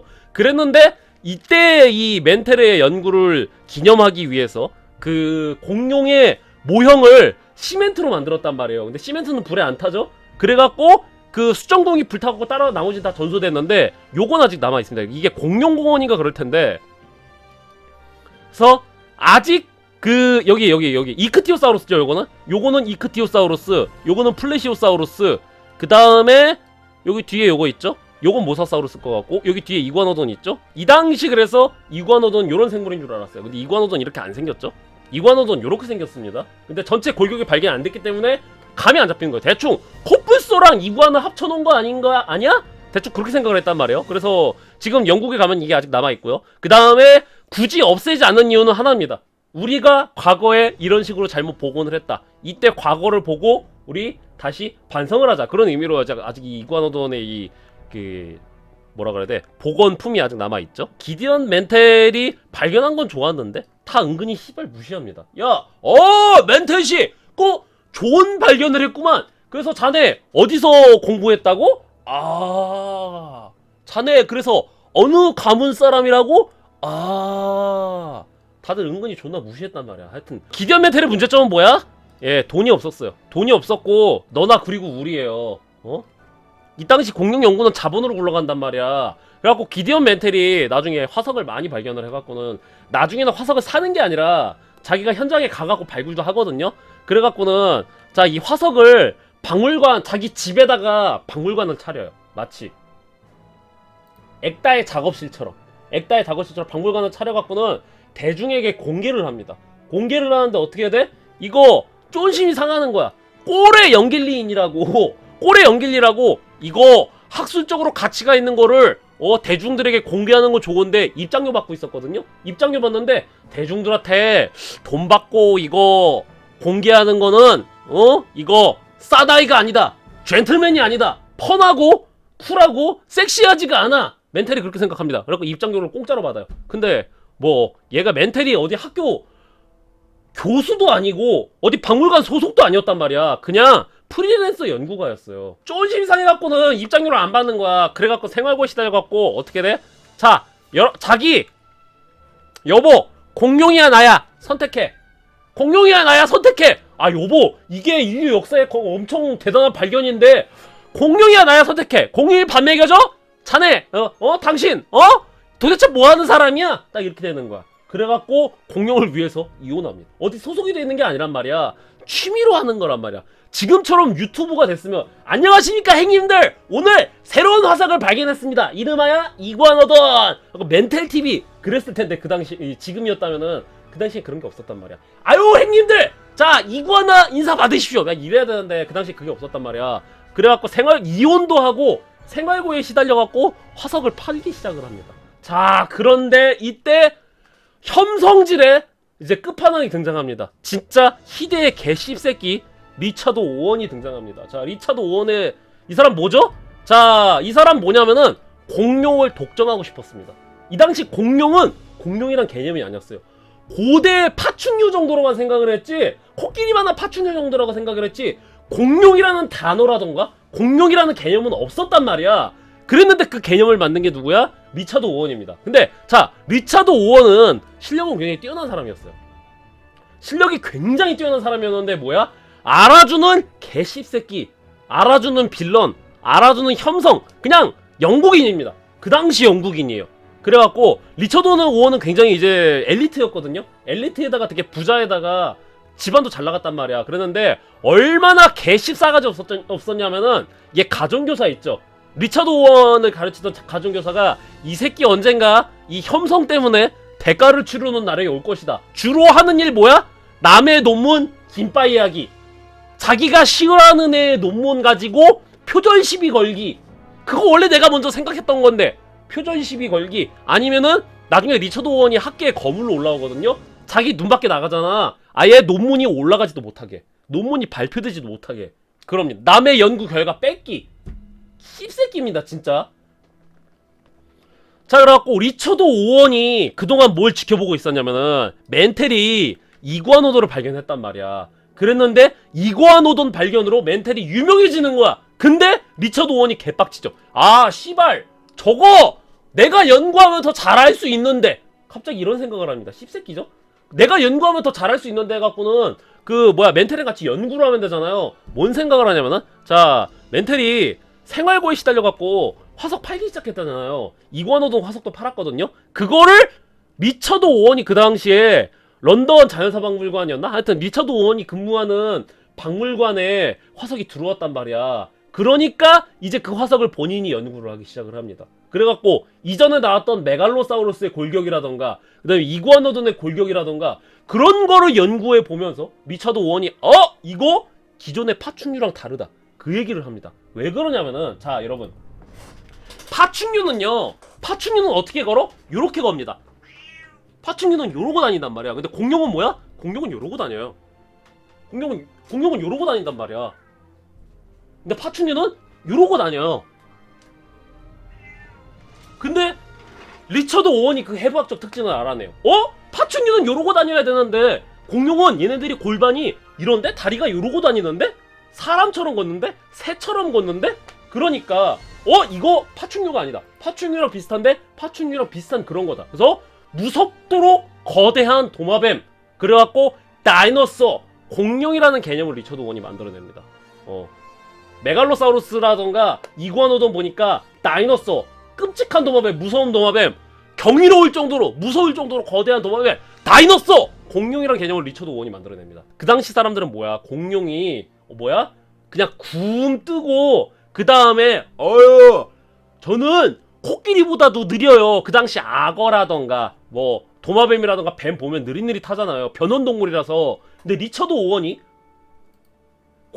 파충류는 이래갖고 요러고 다녀야 되잖아요. 파충류는 그래서 지구력이 딸려요. 근데 파충류랑 다르게 요렇게 돼 있단 말이야. 그래서 다리가 이러니까 숨쉬기도 편해요. 달리면서 숨쉬기도 편하단 말이야. 그래서 공룡은 활동적인 생물일 가능성이 높다. 그럼 뭐야? 파충류도 아니고 공룡은 파충류도 아니고 파충류랑 다른 개념이다. 그래서 변온동물이 아니라 항원동물일 가능성이 높다라고 얘기를 해요. 이 당시에 1800년대. 근데 리처드 오원이 죽고 나서는 다시 공룡이 변온동물로 학설이 바뀌거든요. 근데 리처드 오원은 그 당시에 공룡이 항원동물이라는 걸 눈치를 챕니다. 근데 뭐야? 인성이 혐성이었어. 그 이구아노돈이라든가 공룡 연구하면서 기디언 멘텔의 연구를 전부 다 김빠이 하기 시작합니다. 자기가 연구한 것처럼 이구아노돈이 자신의 공룡인 것처럼 이제 슬슬 위조하기 시작을 합니다. 자기가 연구를 하고 자기만 공룡과 고생물학을 지가 독점을 하려고 하기 시작을 해요. 그래갖고 어떻게 되냐면은 기디언 멘텔은 나중에 인생 비참하게 살다 죽습니다. 이구아노돈을 반겼던 기디언 멘텔은 딸이 죽어요. 딸이 이제 병에 걸려갖고 죽고 그 다음에 마차에 떨어져갖고는 척추가 휩니다. 마차에 떨어져갖고 척추가 이렇게 휘어버려요. 그래갖고 인생 독신으로 살다가 나중에 폐렴으로 비참하게 죽습니다. 근데 이게 그 마차에 떨어져갖고 마차에 끌려가갖고는 척추가 휘어버리는 거거든요. 그랬는데 이 휘어버린 척추를 보고 뭐야? 리처드 오원이 고로시를 합니다. 야! 이거는 박물관으로 가야 해! 휘어버린 척추! 이거는 학술적인 가치가 높습니다. 그래갖고는 리처드 오원이 기디언 멘텔의 시체를 가져가갖고는 해부를 해요. 해부를 하고 척추를 뽑아버립니다. 뭐 씨발 이게 프레데터랑 프레데터랑 무슨 저기 모탈 컴뱃도 아니고 기디언 멘텔의 척추를 뽑아버려갖고는 요것은 말이죠. 아무튼 학술적인 가치가 있습니다. 해갖고는 요거를 박물관에다 전시를 해놔요. 고로시라는 놈입니다. 씹새끼죠 진짜? 이게 바로 기디언 멘텔 니놈의 척추입니다. 리처드 오원이 이지까지 저지릅니다. 건방진 새끼! 너가 아니었으면 이구아노돈은 내 거였는데 이래갖고는 씹새끼죠 진짜? 무슨 저기 모탈 컴뱃도 아니고 하도 족같은 혐성질을 저지르니까 고발당합니다. 너 씨발 새끼 너 다음에 두고 보자. 개새끼 두고 보자. 기디언 리처드 오원 밑에 있었던 대학원생들 있죠. 동료 학자들 있죠. 걔네들이 언론에다가 투고를 해요. 저 새끼 순 나쁜 새끼예요. 저 새끼 순 개새끼예요.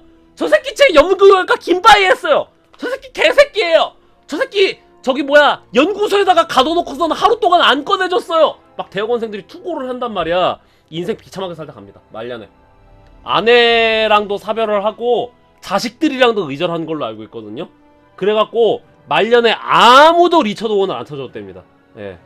학교에서 퇴출이 돼버려요. 아예 학교에서 퇴출이 됐다는 게 진짜로 학회에서 제명이 돼버려요. 그래서 리처드 오원은 개 씹새끼이긴 한데 공룡의 개념과 공룡이 항원 동물이었다는 그 학설도 제기를 하죠. 공룡과 고생물학은 영국에서 꽃을 피웁니다.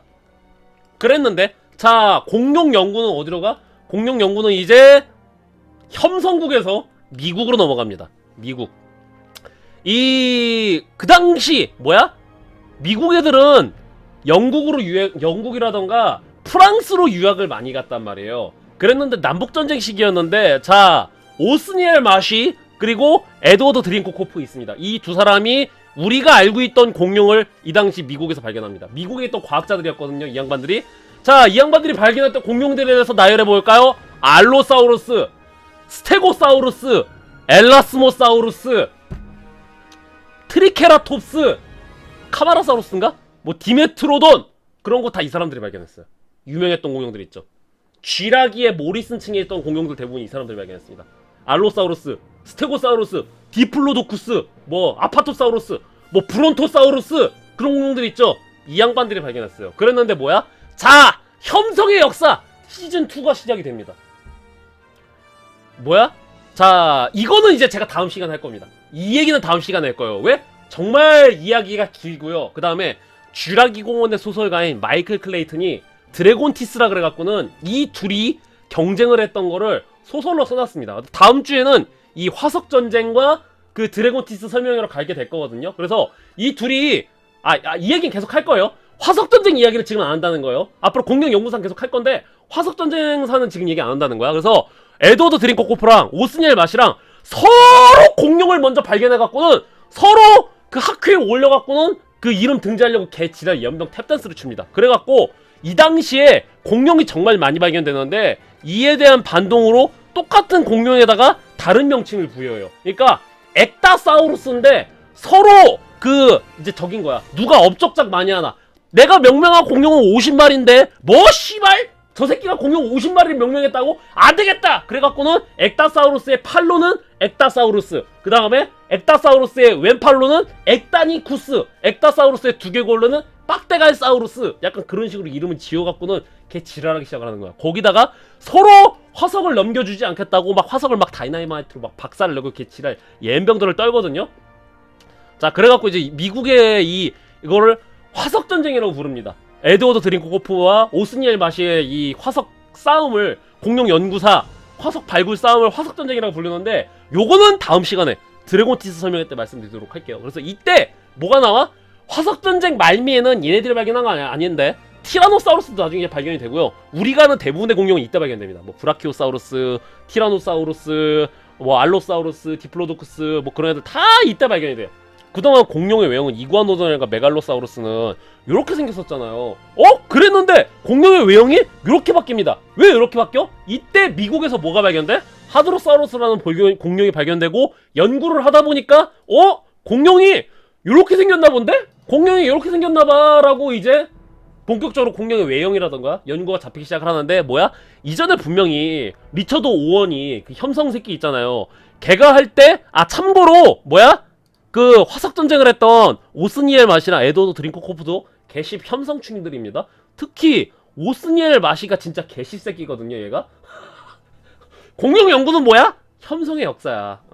분명히 리처드 오원이 연구할 때는 공룡이 활발한 동물이라고 생각을 했는데, 다시 어떻게 돼? 1900년대로 되면서 공룡이 거대하고 느릿느릿하고 굼뜬 생물, 그리고 변온동물일 것이다, 파충류처럼. 그렇게 분위기가 흘러갑니다. 그래서 고질라처럼 돼요. 이때 1900년대, 1910년에서 1950년대까지 고질라처럼 공룡들이 이제 이렇게 묘사가 되기 시작을 해요. 앞으로 할 얘기는 좀 더 있는데 왜 여기까지냐면은, 이 당시에는 이제 제국주의 시대의 마지막이란 말이에요. 그래서 누가 공룡 많이 발견하나, 누가 이름 많이 올리나, 약간 그런 부자들의 괴짜 취미였단 말이야. 자, 그랬는데 이제 공룡이 대중들한테 관심이 시들시들해집니다. 이때 이 둘이 지랄하느라고 공룡이 너무 많이 발견됐어. 그리고 공룡 연구도 꽤나 많이 진전이 됐단 말이야. 그래갖고 공룡에 대한 이야기가, 이제 공룡에 대한 연구라던가 이야기가 좀 지지부진해집니다. 이때 한동안. 그래갖고 공룡은 뭐야? 그냥 괴물딱지, 고질라, 거대하고 우와, 그래서 느릿느릿하게 가고 굼뜨고 멍청한 생물들, 그렇게 생각을 했단 말이에요. 그래갖고 공룡이 멸종한 이후로 공룡이 뭐 비만이어서였다, 공룡이 뭐 성인병에 걸렸다, 변비에 걸렸다, 독성식물을 먹었다, 뭐 그런 이야기들이 많이 나왔단 말이야. 자, 그랬는데, 자, 이야기는 어떻게 올라가? 공룡 연구가 그렇게 진전이 없었단 말이에요. 자, 그랬는데 어디로? 1960년대로 넘어가기 시작을 합니다. 공룡에 대해서 대중의 관심이라던가 연구가 진전이 없었을 때 더 이상 투자도 안 받는단 말이야. 예전에는 부자들이 공룡 연구를 했단 말이에요. 이 당시에는 산업혁명 시기라던가 그 다음에 제국주의 시대 때는 부자들이 공룡 연구를 했는데 대부분 다 거덜났단 말이에요. 스포일러를 하자면 에드워드 드링코호프라던가 오스니엘 마시라던가 둘 다 나중에 거덜나거든요. 자, 그래갖고는 돈도 안 된단 말이야. 그러고 있었는데 드디어 1964년 데이노니쿠스라는 공룡이 발견됩니다. 왜냐면 그동안 진전이 없었거든요. 자, 이때가 바로 공룡 르네상스입니다. 그동안의 공룡은 뭐야? 느릿느릿한 돼지들, 그런 느낌이었단 말이야. 그랬는데, 자, 존 오스롬 교수가 데이노니쿠스라는 공룡을 발견하는데, 이 공룡이 굉장히 특이했습니다. 첫 번째로 굉장히 날렵해 보였고요. 그 다음에 새와 유사성이 엄청 가까웠습니다. 그래갖고 존 오스롬 교수가, 와, 이 데이노니쿠스 이거 보통 공룡과 다르다. 그래서 연구를 하는데, 이때 어떤 연구를 하냐면은, 데이노니쿠스에 대해서 연구를 하는데, 이 존 오스롬 교수의 제자 있죠? 이 존 오스롬 교수의 제자가 바로 로버트 바커입니다. 로버트 바커라는 존 오스롬 교수의 제자가 그림 실력이 굉장히 뛰어났거든요. 그래서 교수님 가로치고 주인님 가로 닫고, 주인님, 제가 이 공룡의 복원도를 제가 그려봐도 될까요? 그러도록 하거라, 나의 노예야. 그래갖고는 로버트 바커가 데이노니쿠스의 복원도를 그리는데, 딱 이 전설적인 복원도가 나옵니다. 이게 바로 존 오스롬의 발견을 기반으로 1969년에 로버트 바커가 데이노니쿠스를 복원을 한 모습이에요. 그랬는데 우리가 기존에 알던 공룡이랑 많이 달라졌죠. 우리가 알던 공룡은 이랬단 말이야. 그동안 반세기 동안 1900년대 동안 화석 전쟁이 한 뭐 1900년대 한 초반까지가 있었거든요. 800년대에서. 그랬는데 이 당시에 1900년대부터 1960년대까지 공룡 이미지는 이랬어요. 여기서 발전이 안 됐단 말이야. 자, 그랬는데 로버트 바커가 데이노니쿠스를 이렇게 복원을 하니까 이제 공룡 르네상스가 시작이 됩니다. 이게 랩터의 원형이죠. 벨로시랩터의 원형이 되는 공룡인데, 이 데이노니쿠스가. 자, 이 데이노니쿠스를 보니까 새랑 유사한 구조가 많아요. 가슴 쪽에 Y자 모양의 뼈가 있단 말이에요. 근데 치킨 먹다 보면 우리 이거 나오거든요. 가슴살 먹다 보면 나오잖아. 데이노니쿠스가 똑같이 가지고 있는 거야. 그 다음에 그동안 공룡의 앞발은 뭐야? 그동안 공룡의 앞발은 이랬잖아요. 그랬는데 뭐야? 데이노니쿠스는 반달 모양의 앞발이라 그래갖고는 이게 이렇게 돼 있는 게 아닙니다. 일단 마주보고 있어요. 그리고 마주보고만 있는 게 아니라 꺾입니다. 이렇게 꺾여요. 근데 이렇게 꺾이면 여러분 이렇게 보면 뭐가 생각나죠? 이렇게 하면 뭐가 생각나죠? 치킨이 생각나잖아. 윙이 생각나잖아. 그동안 공룡의 앞발은 요럴 거라고 생각을 했단 말이야. 근데 데이노니쿠스를 분석을 하다 보니까 이렇게 돼 있는 거야. 이렇게 뛰었을 것 같은 거야. 우리는 그동안 공룡을 봤을 땐 이랬을 거라고 생각을 했어. 근데 데이노니쿠스를 보니까 이러는 것 같은 거야. 이거 치킨 아이가! 그래갖고는 공룡과 새의 유사성이 본격적으로 제시가 되기 시작을 합니다. 그래서 이때를 공룡 르네상스라고 불리는데, 왜 공룡 르네상스라고 부르냐면 이때 1969년부터 이제 공룡은 새와 유사한 동물이다. 그리고 로버트 바커가 결정적인 주장을 한 게 뭐냐면은, 자, 데이노니쿠스를 발견하고 공룡과 새의 유사성을 제대로 얘기했던 거는 존 오스트롬 교수였습니다. 존 오스트롬 교수였는데, 자, 로버트 바커가 주장한 건 뭐야? 공룡은 항원동물일 것이다. 변온동물이 아니라 항원동물일 것이다.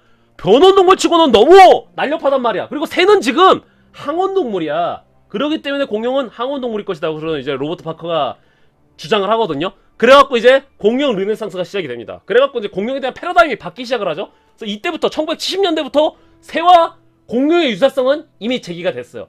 거기다가 공룡은 그동안 거북이가 그랬던 것처럼 새끼 많이 싸질러 놓고서는 그냥 유기한다고 생각했단 말이야. 최대한 많이 싸질러 놓고 개같이 유기해. 자는 또 나오면 되는 대수는 그랬단 말이야. 자, 그랬는데 1980년대에 마이아사우라라는 공룡이 발견됩니다. 이 마이아사우라는 또 다른 혐성 중에 한 명인 공룡 연구는 혐성이었다고 그랬죠. 이 존 호너 교수도 은근히 혐성인데, 자, 존 호너 교수가 1980년대에 마이아사우라라는 공룡을 발견하는데, 마이아사우라만 발견한 게 아니라 마이아사우라의 집단 산란지를 발견을 해요. 집단 산란지여 갖고는 둥지, 그리고 알, 거기다가 새끼 공룡까지 그렇게 발견을 합니다. 그래갖고는 야, 이게 공룡이 우리가 생각했던 것보다 훨씬 더 복잡한 생물이다라고 이제 이야기가 돌기 시작을 하는 거예요. 그래갖고 이때부터 이 아이디어를 받들고서는, 자, 어떻게 돌아가냐면은 공룡에 대한 복원이 바뀌기 시작을 합니다. 공룡에 대한 복원이, 자, 팔레오 아트라는 개념이 생기죠. 그래서 제일 유명한 건 뭐야? 그레고리 에스포리입니다. 그레고리 에스포리 공룡의 연구가이기도 하고 그 다음에 뛰어난 화가이기도 하거든요. 공룡이 이제 본격적으로 이렇게 복원이 되기 시작을 해요. 마크 할렛이 또 유명한데, 마크 할렛이라는 화가도 공룡을 이렇게 복원하기 시작을 합니다. 날렵해지기 시작해요. 그 공룡의 앞발이 마주보기 시작을 하죠, 이렇게. 그리고선 예를 들어서 마크 할렛의 이런 트리케라톱스는 지금 이렇게 새끼를 보호하지 않을 걸로 추정이 됩니다만, 이 티라노사우루스요. 이 그림이 언제 그려졌어? 이 그림이 1980년대 그려졌습니다. 이 그림이 1980년대 그려졌어요. 그래갖고 이미 그때는 주라기 공원처럼 공룡이 생겼었어요. 근데 이때 뇌절한 게 뭐냐면은, 공룡이 너무 뇌절한 게 뭐냐면, 공룡이 너무 날렵해. 너무 날렵하고 발목이 씨발 너무 족박 같아 보인다는 거지. 그래갖고 많은 분들이 요게 주라기 공원 티라노사우루스의 컨셉 아트라고 생각하시는데, 요건 까였습니다. 요게 최시닥서를 많이 반영을 해갖고 그린 거거든요. 근데 요거 까여요. 왜? 씨발 무릎이 너무 발목이 너무 가늘잖아. 그래갖고 바뀐 게 이거예요. 요렇게 바꿉니다. 일부러 더 뚱뚱하게 만들어요. 근데 재밌는 거는, 이 당시 공룡들은, 이제 공룡 르네상스의 문제가 뭐냐면은, 공룡들이 지나치게 날렵하고 지나치게 호리호리하단 말이야. 이게 티라노사우루스 아니다. 이게 티라노 맞나? 다스플레토사우루스였나 이게? 하여튼 티라노사우루스 과거든요. 하여튼 뭐 이런 식으로 복원이 됐단 말이야. 근데 지나치게 말랐거든요. 그랬는데 주라기 공원 만들 때 티라노를 이렇게 해서 뚱뚱하게 만들어 버렸단 말이야. 근데 지금 티라노사우루스는 이게 맞죠. 이렇게 뚱뚱한 게 맞죠? 옛날 사람들이 멍청했나요? 아닙니다. 자, 이게 라일락스라는 공룡인데 이 그림이 언제 그려졌을 거라고 생각하십니까? 라일락스? 이 그림은 말이죠, 공룡 르네상스 때 나왔던 게 아니라 1920년대 나왔습니다. 공룡 르네상스 이전까지 1900년대 초반부터 1950년대 60년대까지는 공룡은 뚱뚱하기만 했다며. 어? 액다야 날 속인 거니? 그동안은 뭐야 1950년대 1900년대 공룡 이랬다며. 어? 이게 1920년대 그려졌다고? 자, 이거는 요게 이유가 있어요. 분명히 공룡을 이렇게 날렵하게 그렸는데 왜 공룡의 복원이 바뀌었느냐, 그건 다음 시간에 얘기할 겁니다. 공룡 르네상스가 일어나고 나서 이 공룡 르네상스를 제대로 건진 사람이 있었죠. 바로 쥬라기 공원의 마이크 클레이튼이었습니다. 이미 수많은 다큐멘터리 공룡 서적에서는 공룡이 이미 이렇게 묘사됐어요. 이게 40년 전 그림입니다, 여러분. 이게 1980년대 그림이에요. 이게 이미 그랬단 말이야. 이미 이거 내가 옛날에 공룡책에서도 봤거든요. 그랬는데 미디어에 나오는 공룡은, 그럼에도 불구하고 미디어에 나오는 공룡은 이런 식이었단 말이야. 자, 그랬는데 이 공룡 르네상스를 주도하던 존 호너 그리고 로버트 바커 교수한테 자문을 받아갖고는 쥬라기 공원 소설이랑 영화가 등장을 하죠. 그래서 공룡의 패러다임 그 자체가 바뀝니다. 자, 그래서 지금은 뭐야? 지금은 공룡 연구의 황금기입니다. 황금기.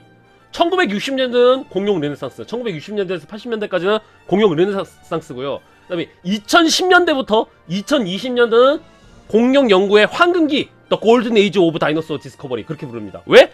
지금은 공룡의 거의 모든 것들을 알아냈습니다. 공룡의 색깔, 공룡의 서식지, 그런 거 다 알아냈어요. 왜 그러냐면은, 자, 공룡의 이제 확실하게 변화가 바뀌는 건 뭐냐면은, 자, 데이노니쿠스가 발견이 됐을 때 털이 있을 걸로 추정은 됐어요. 데이노니쿠스가 발견됐을 때 깃털이 있을 걸로 추정은 됐는데, 깃털이 일단 증거는 없잖아. 새랑 비슷하게 생겼는데 깃털 어딨어? 그렇단 말이야. 자, 그랬는데, 자, 중국의 랴오닝성에서 흥미로운 화석이 발견되죠. 중국의 랴오닝성에서 1990년대 시노사우로테릭스라는 공룡이 발견됩니다. 이 공룡이 사상 최초의 깃털 공룡입니다. 깃털 공룡 화석이 발견되고 나서 모든 게 바뀝니다. 깃털 공룡 화석이 1990년대 발견됐어요. 이거 발표가 됐던 게 2000년대 초반인데 드디어 이제 깃털 공룡이 드디어 발견이 되죠. 막연하게 깃털이 어떻게 있겠거니라고 했는데 정확히 어떻게 나올지는 몰랐단 말이에요. 그랬는데 중국에서 시노사우로테릭스가 발견이 되고 그 이후로 중국에서 계속 그 공룡의 깃털 공룡 화석이 발견되기 시작합니다. 시노사우로테릭스, 시노로니토사우루스, 미크로랍토르, 이렇게 수많은 깃털 공룡들이 발견이 돼갖고 공룡은 깃털이 달린 게 이제 정배야, 정배! 그렇게 돼버립니다. 예, 그리고 새와 공룡은 이미 하나다.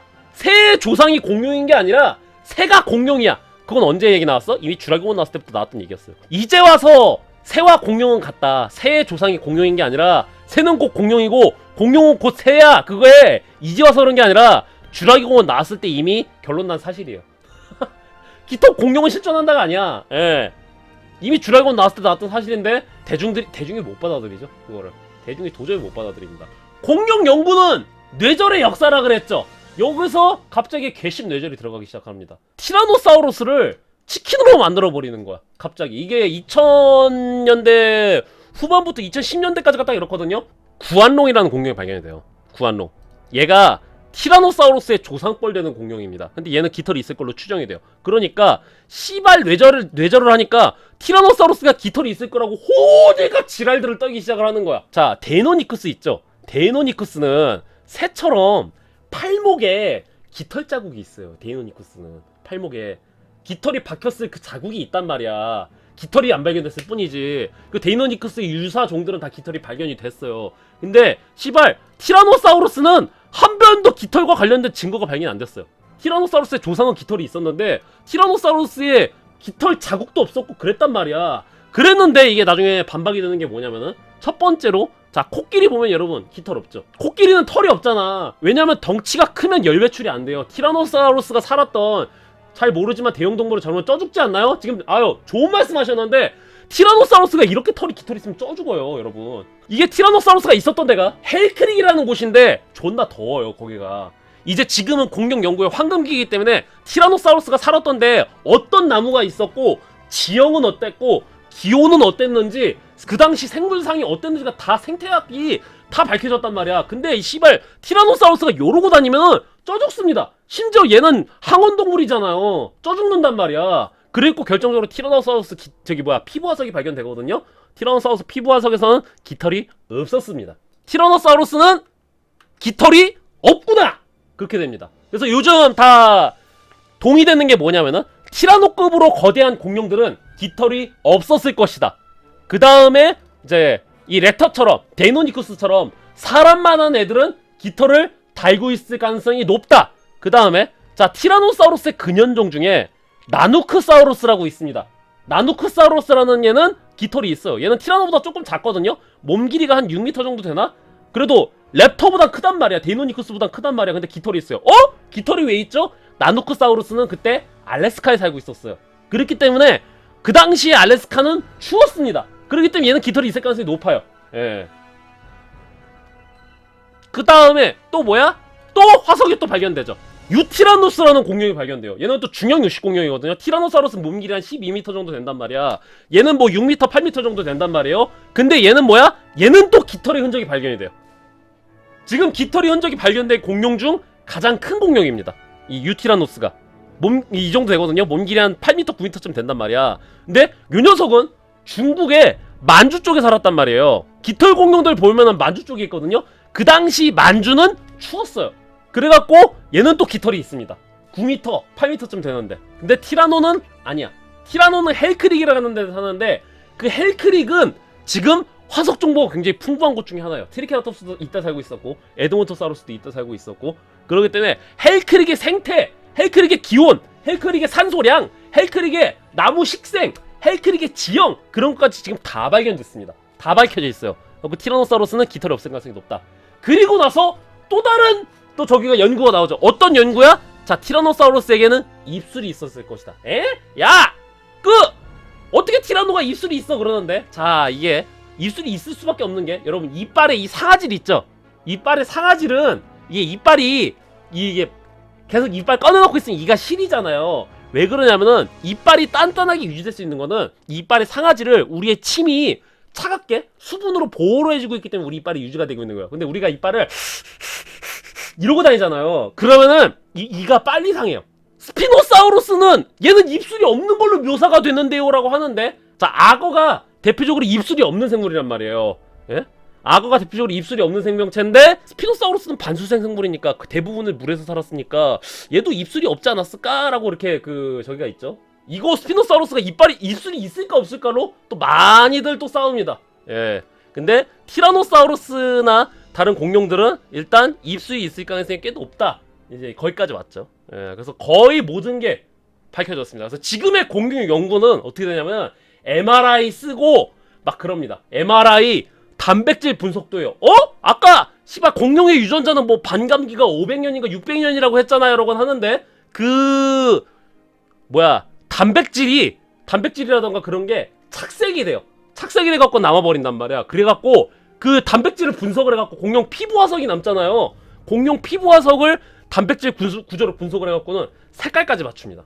푸시타코사우루스는 진짜로 이렇게 생겼습니다. 아이 뭐 티라노사우루스처럼 또 치킨 되고 그러는 거 아니야? 스피노사우루스처럼 쇼다리 됐다 롱다리 됐다는 거 아니야? 노! 푸시타코사우루스는 진짜로 이렇게 생겼고 색깔도 이렇게 생겼습니다. 구라 아님? 이거 진짜임. 왜? 얘는 미라가 발견이 됐어요. 내부에 장기랑 똥이랑 그런 것까지 발견이 됐어요. 피부까지 발견이 됐어요. 그래갖고 소화기관이 어떻게 생겼는지도 푸시타코사우루스는 발견이 됐습니다. 이 공룡은. 그렇게까지 공룡 연구가 엄청나게 발전됐고 공룡의 연구 방법도 어마어마하게 발전이 됐습니다. 현대 공룡 연구사는 얘기할 게 존나 많아요. 아까 얘기했던 스피노사우루스 있죠? 얘 얘기 왜 내가 길게 안 했어? 얘 얘기로 1시간을 떠들 수가 있어요. 쥬라기 공원에 나왔던 티라노사우루스 좁혔던 바로 그 공룡 스피노사우루스 얘 이야기로 1시간을 떠들 수가 있어. 티라노사우루스 연구사로 1시간을 떠들 수가 있어. 그래갖고 오늘 얘네 얘기는 안 할 겁니다. 진짜 존나 길게 얘기할 수 있어요. 거기다가 아까 지금 제일 중요한 화석전쟁 이야기 안 했죠? 그거 얘기 안 했는데 지금 1시간 반을 떠들었습니다. 아마 편집본은 1시간 나올 것 같은데 뭐 공룡 연구사는 얘기하면 진짜 존나 길게 할 수 있어요. 예. 메갈로사우루스가 처음 발견됐던 게 1824년이었습니다. 그래서 올해로 공룡 연구가 201주년입니다. 2025년 기준에. 메갈로사우루스가 24년, 이구아노돈 있죠? 이구아노돈은 올해로 200주년입니다. 이구아노돈 올해로 200주년.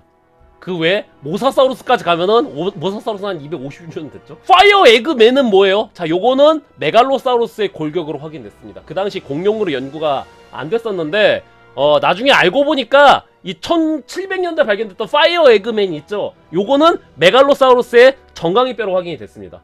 이게 정확히 말해서 화석 전쟁 이후랑 연결이 돼요. 그 공룡의 복원이 왜 그렇게 됐는지, 분명히 이렇게 날렵한 공룡이었는데 왜 그렇게 굼뜬 공룡으로밖에 복원을 할 수밖에 없었는가, 그게 바로 화석 전쟁이랑 연결이 됩니다. 그 이야기가. 그러기 때문에 오늘은 화석 전쟁 얘기를 안 했고요. 자, 다음 시간에는 공룡 연구사에서 개꿀잼 파트인 에드워드 드링커 코프와 그리고 오스니엘 마시의 화석전쟁, 북미에서 발견된 유명한 공룡들이 때 다 나왔거든요.